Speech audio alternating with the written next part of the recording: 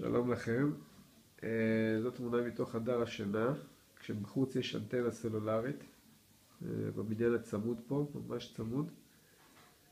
וזה המכשיר מדידה שלי, זה אקוסטימטר, הוא מאוד רגיש, מאוד מאוד רגיש. ומה שקורה, אני שמתי פה, הייתה פה מדידה די גבוהה ושמתי פה רשת על הקיר. עכשיו, לפי המכשיר, הרשת לא עזר, רק אחרי שאני הקפתי את הקיר בחטא. רק כשהקפתי את הקיר בחטא, אז היה פה אפקט של תועלת. לפני כן זה לא הועיל, להפך, זה די התגבר אפילו.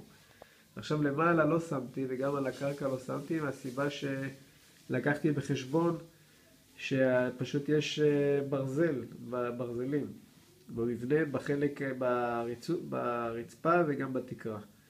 עכשיו אני אוכיח לכם איך זה, אני מגיע לכיוון החלון, ובחלון יש פה פתח, שהתפקיד של הפתח זה פשוט בשביל להוריד את התריס, ופשוט תראו איך זה עולה. זה פשוט עולה.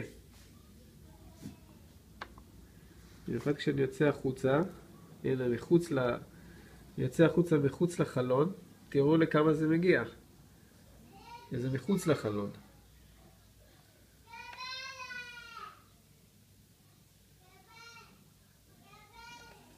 נכנס פנימה, עדיין זה גבוה.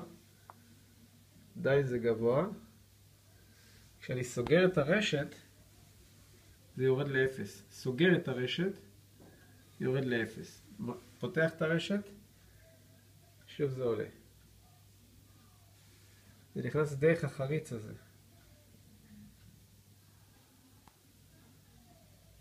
הנה, זה מגיע לרמות כאלה.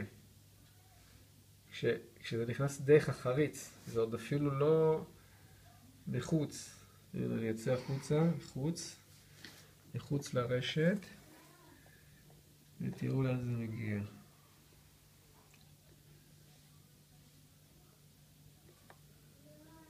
קצת קשה לראות.